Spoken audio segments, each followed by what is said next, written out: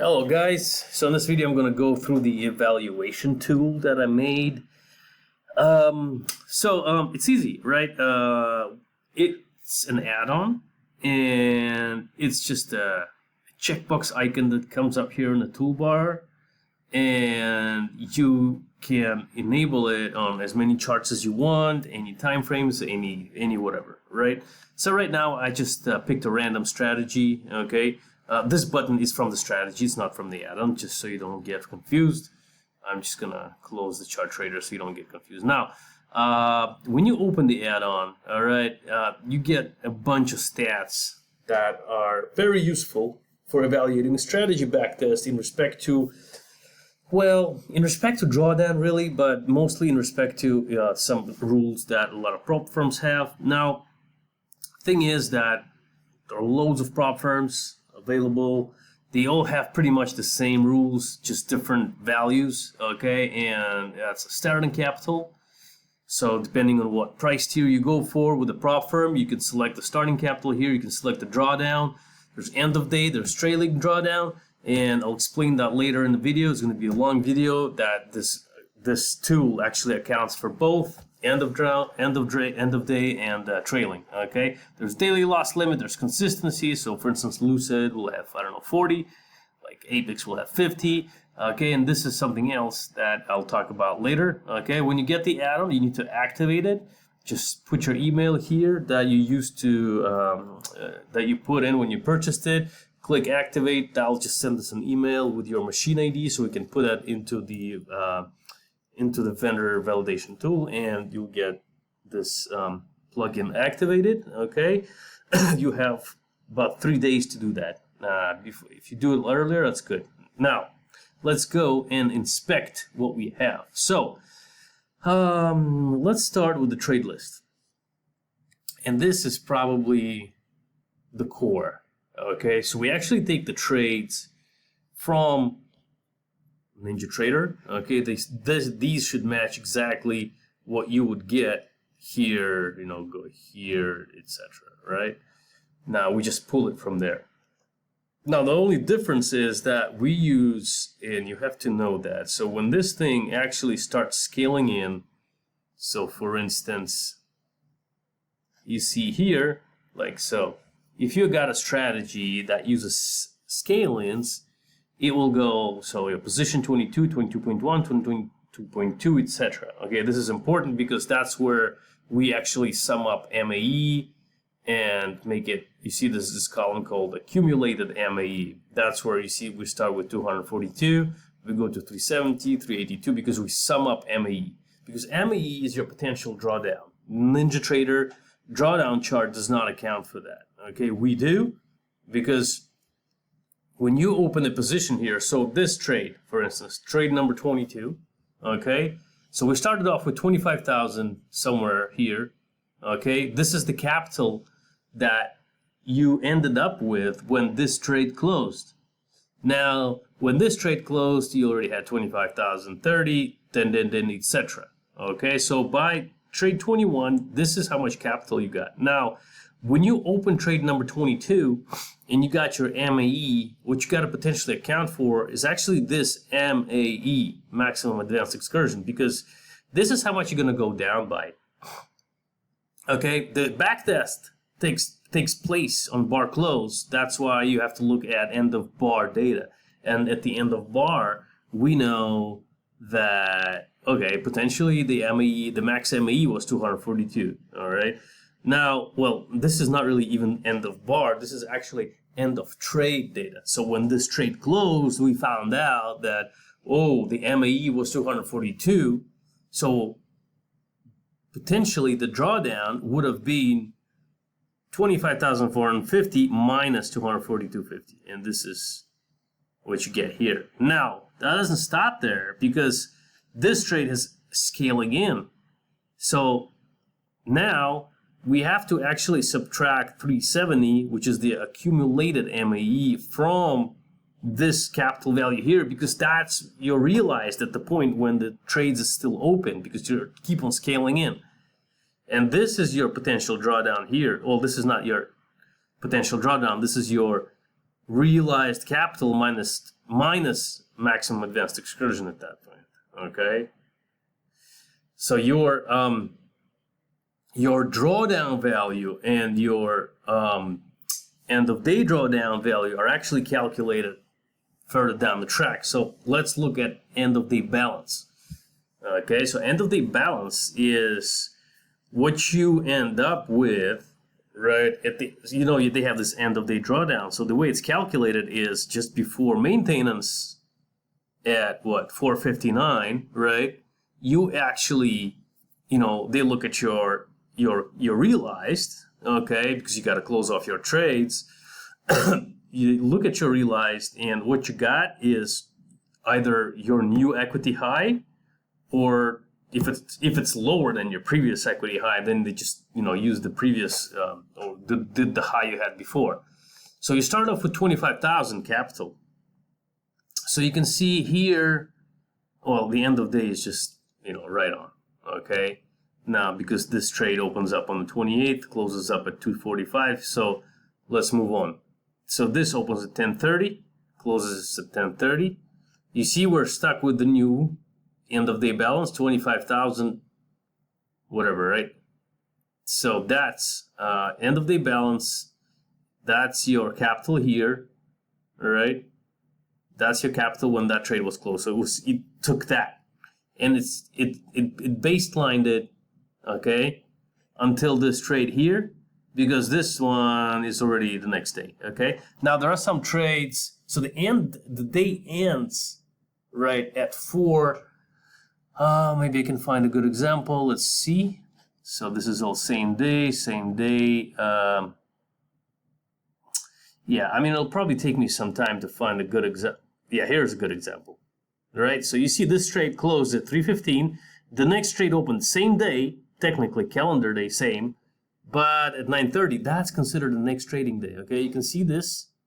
The capital kept up to 25,601 right here, right? Because that's after maintenance, after 6 o'clock. Okay, so you see it took this value, and sorry, not this value.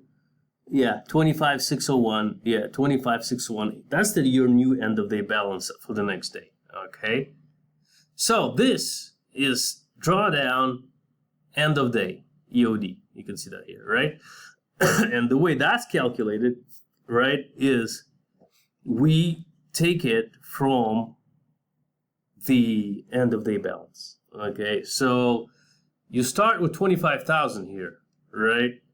This is the only trade for the day, right? Your MAE during that day was $34, and that's why your drawdown here is $34.50.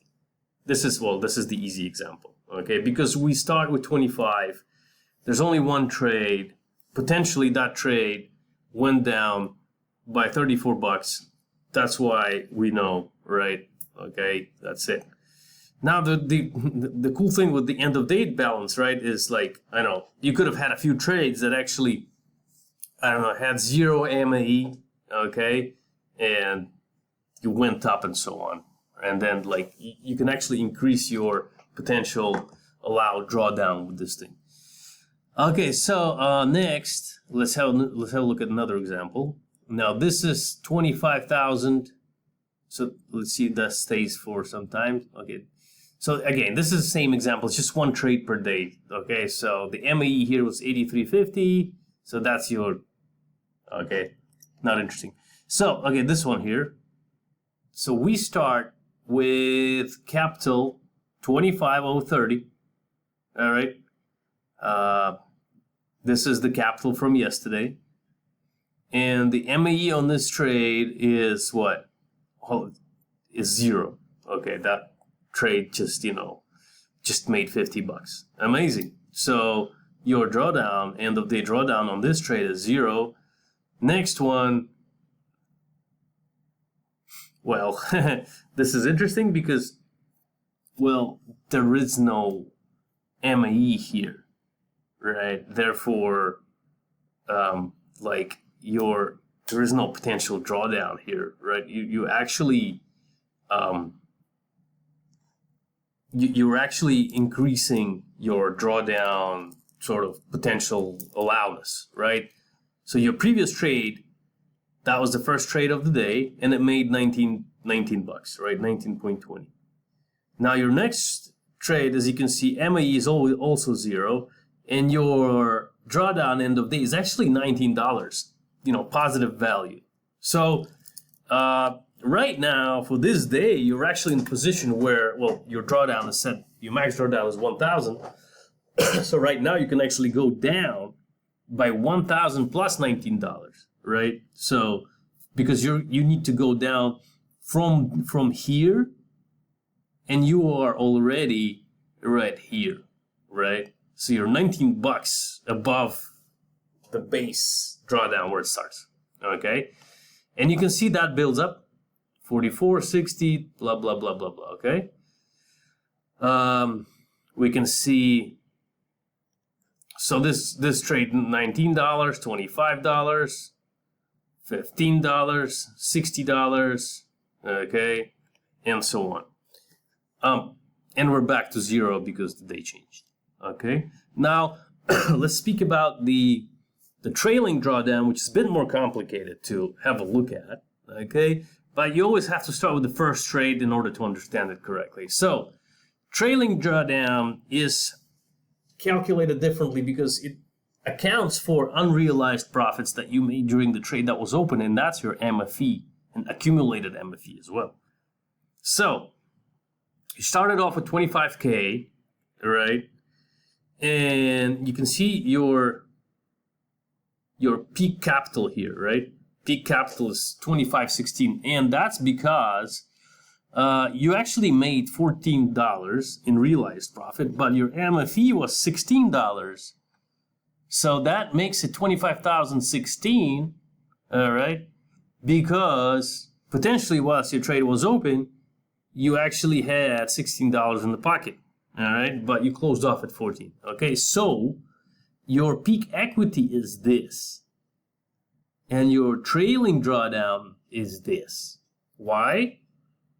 Because you actually went down by the MAE value. I mean, we don't know what happened first, but we have to account for it in the backtest, all right? So your MAE was actually 34.50, but that's 34.50 from the entry price, right? So 25,000.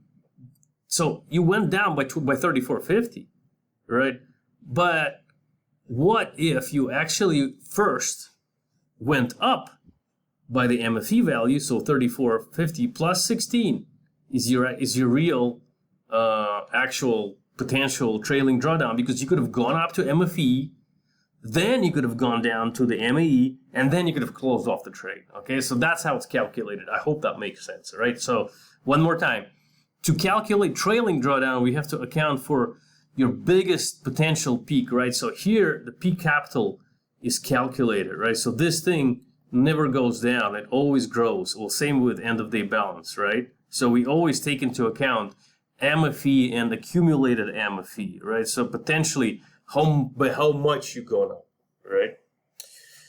So now that I've explained the mechanics of it, we can actually go down. And now you're like, okay, like how do you're not going to calculate all this like with your head all the time. Like, first thing, if you're using scale-ins in your strategy, make sure you label them whatever is put here. Yeah, like your orders have to be labeled exactly this name. Scale-in, they have to have this prefix. Doesn't matter what you can say, John 157, Pluto, whatever after scale-in. It just has to say this word here, and you can use whichever word you like.